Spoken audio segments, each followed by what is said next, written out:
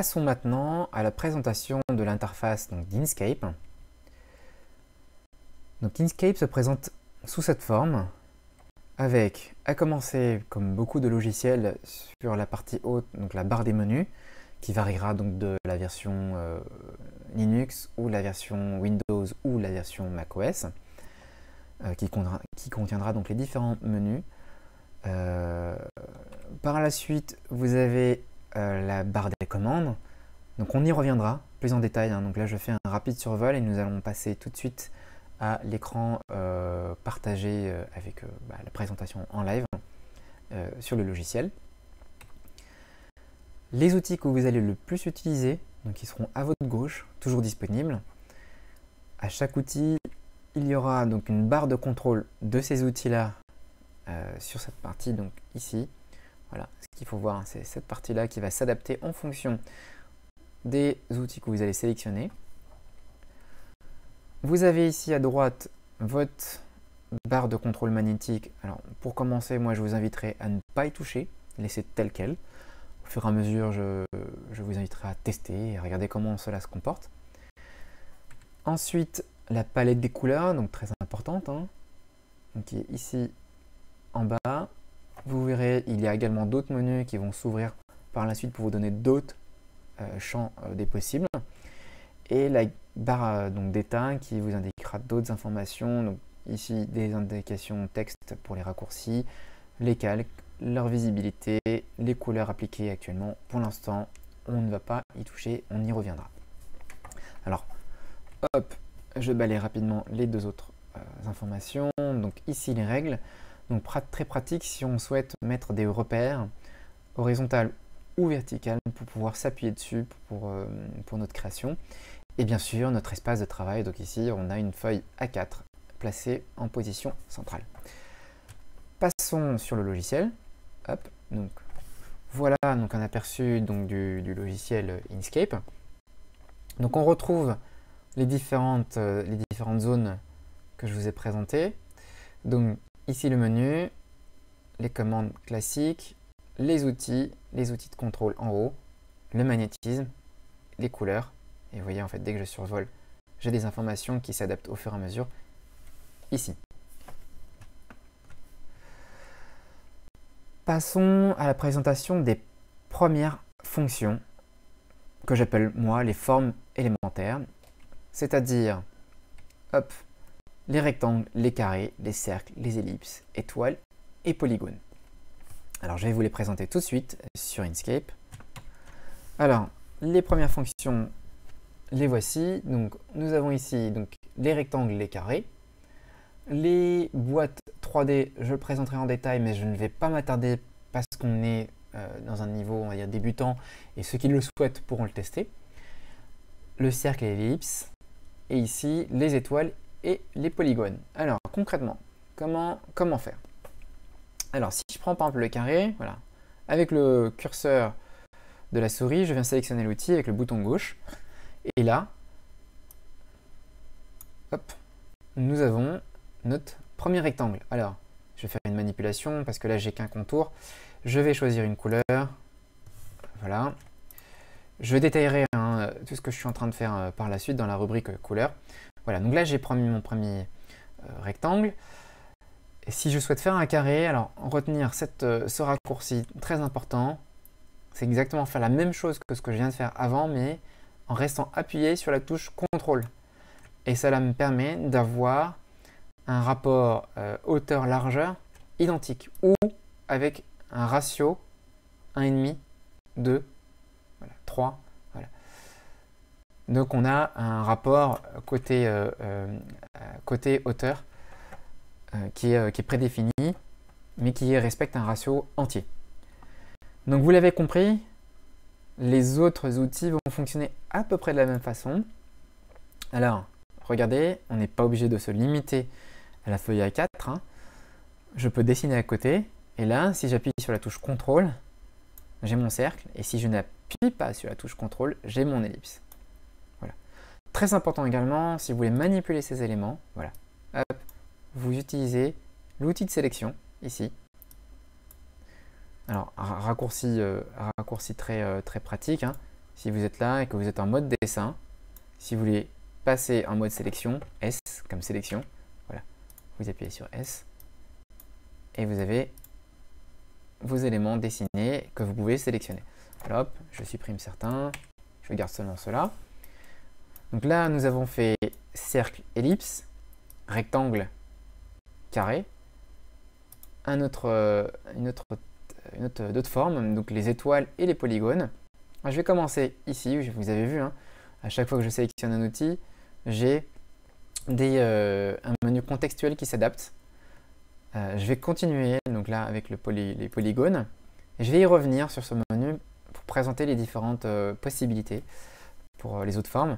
Donc là, polygone, voilà. Regardez, si j'appuie sur CTRL, hop, ça me contraint la position et les proportions de ce polygone. Vous voyez? Donc là, j'ai 6 côtés, mais si je fais par exemple 5 côtés, 4 côtés, 3 côtés. Donc là, vous avez compris que pour faire un triangle, voilà, il suffit juste d'augmenter le nombre de côtés. Idem, si je sélectionne là, donc, une étoile. Donc vous l'avez compris, vous pouvez faire des étoiles à 5 côtés. Voilà. Et inversement, on peut monter. Hop. Voilà, donc là vous avez les éléments, les formes élémentaires. Alors vous voyez le magnétisme là, hop, voilà. Ces réactions là, vous les paramétrez ici.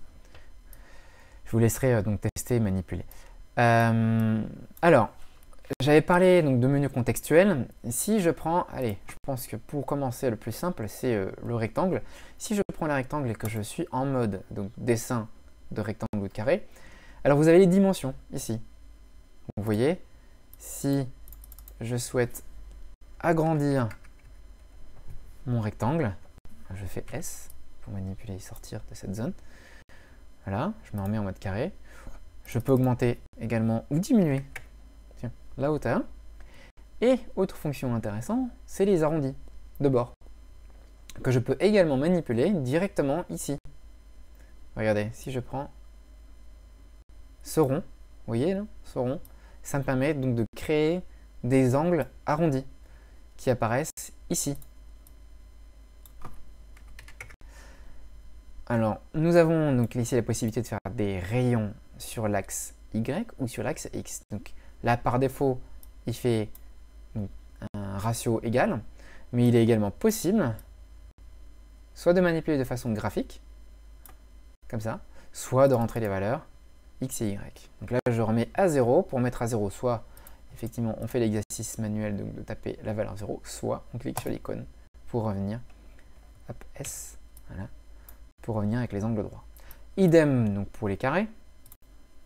Voilà. Hop, pardon. Manipulation. Voilà. Si je sélectionne maintenant le cercle, hop, CTRL Z parce que j'ai fait une erreur de manipulation. Voilà. Idem donc pour le cercle. Alors, particularité pour le cercle, c'est, je ne vais pas revenir sur les dimensions, mais on a ces possibilités, alors, qui est de faire, alors attendez, hop, ouais, on va faire comme ça, de faire des portions de cercle. Vous voyez, on a la possibilité de faire des portions de cercle qui sont définies par ces icônes-là, ou revenir sur un cercle complet. Vous voyez? Donc idem pour l'ellipse, on a la même chose. Si je viens sur l'outil polygone, alors on a les arrondis, et il y a un côté très artistique, allez comprendre l'intérêt. Donc ça, c'est une autre option, mais le côté artistique, voilà. Voilà, donc on peut s'amuser. Idem également pour la partie donc étoile. Donc si on sélectionne l'étoile, le nombre de côtés, et les arrondis, les ratios.